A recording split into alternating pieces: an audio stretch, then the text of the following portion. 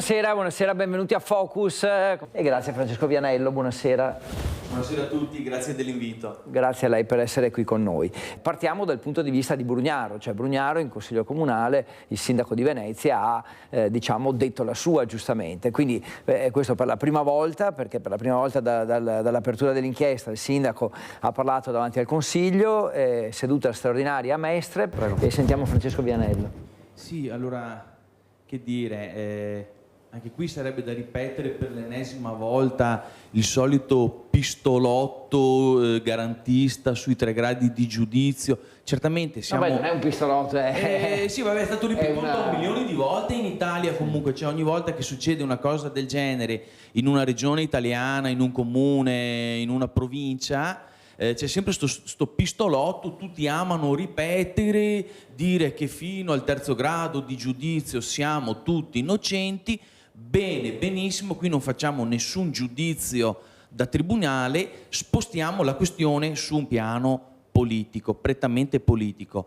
Io oserei dire, a livello generale, quando il signor Paperon de Paperoni, pieno strasgionfo de skei, che fa il bagno sui skei da mattina a sera, entra in politica, si crea una questione di un conflitto di interesse grande, enorme come il suo deposito de skei.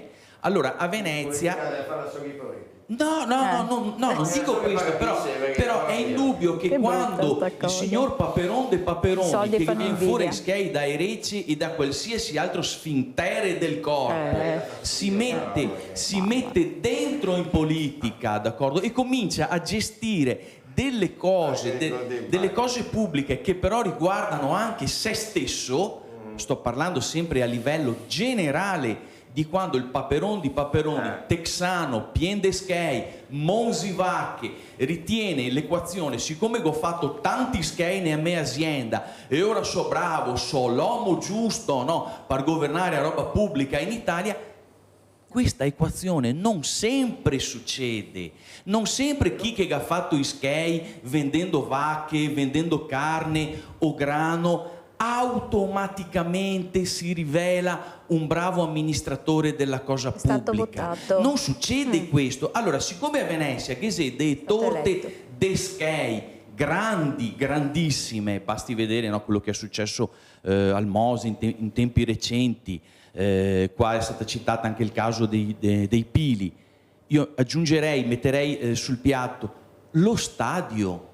Andremo a pagare 330 milioni per 4 tribune da 16.000 posti in tutto. Sia chiaro che io sono uno dei primi sostenitori della necessità di avere una struttura efficiente e definitiva in terraferma a Tessera, perché io sono veneziano e abito a Mestre e da 37 anni sono tifoso del calcio a Venezia Mestre, e quindi sono sicuro che è necessario avere una struttura, però consentitemi questa piccola riflessione.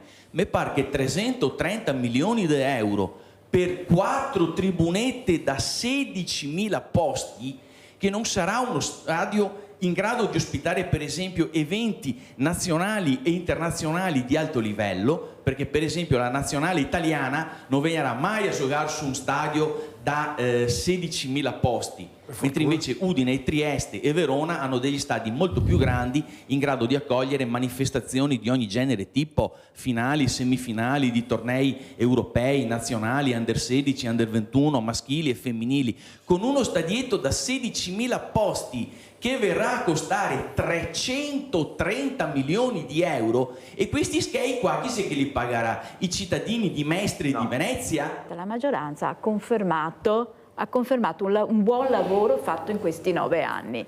È un buon lavoro che non è che mancano 100 anni. Sulla sicurezza però siete stati molto carenti nel quartiere Piave. La sicurezza, sappiamo quali sono i limiti delle amministrazioni locali. Però andate a vedere a Monfalcone che cosa ha fatto la sindaca Cisint della Lega. Potrebbe insegnare ai leghisti di Venezia a risolvere i problemi della sicurezza nel quartiere Piave, per esempio, che si sentano, che si tengano in contatto, che si telefonino.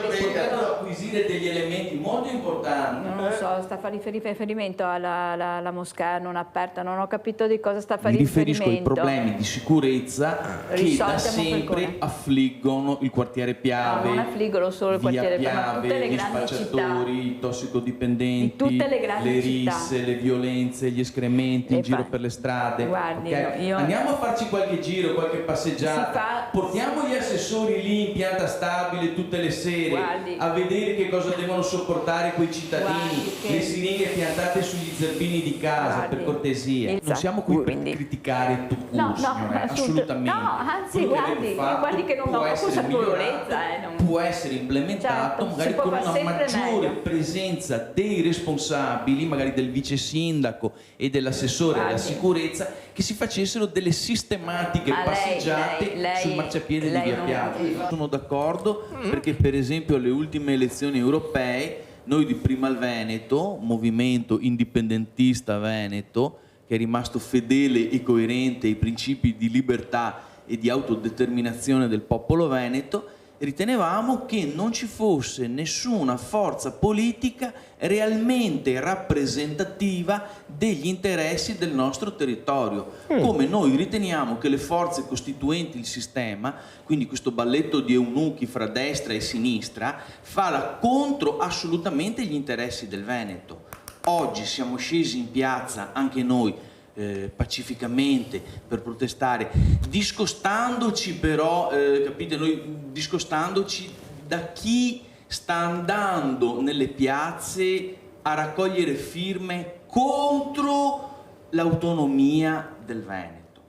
Che sia giusta o sbagliata, sapete, noi abbiamo una posizione estremamente critica nei confronti del decreto, del disegno di legge di Calderoli, di questa legge quadro. Siamo estremamente critici, scusate, perché riteniamo che non porti a nessuna reale autonomia per il Veneto.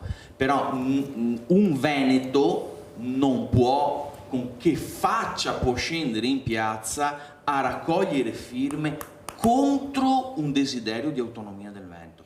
Per cui noi ci discostiamo da quella opposizione, facciamo un'altra opposizione, secondo noi responsabile e coerente, territoriale, in quanto noi ci riteniamo, non dico gli unici perché abbiamo qui altri colleghi veramente carissimi di altri movimenti indipendentisti veneti, ma è solo con questa via che noi possiamo fare gli interessi del nostro territorio.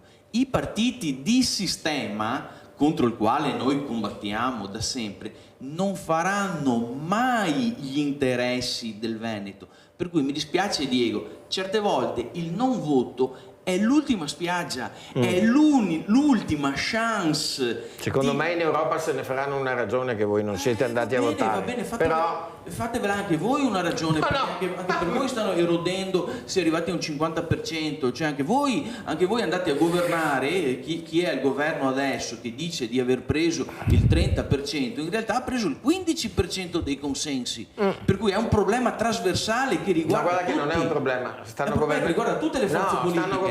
Ti comunico che stanno governando lo stesso. Va bene che E te l'ho appena spiegato che non gliene frega assolutamente non gliene frega perché fanno i loro porci comodi, certo che non gliene frega assolutamente di andare incontro agli interessi della povera gente. Loro basta stare lì e fare lobbismo in Europa, esatto. Ci credo io, con le calzamaglie, con le parrucche lì a fare le danze popolari. Francesco Vianello.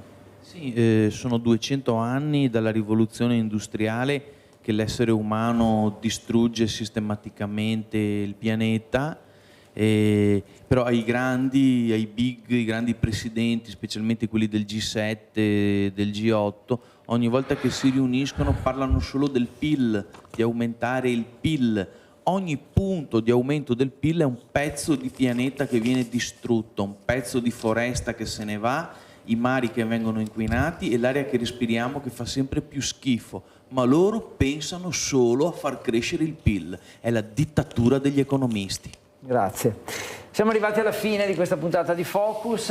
Grazie a Francesco Vianello. Gentilissimi, grazie, buonasera a tutti. Grazie.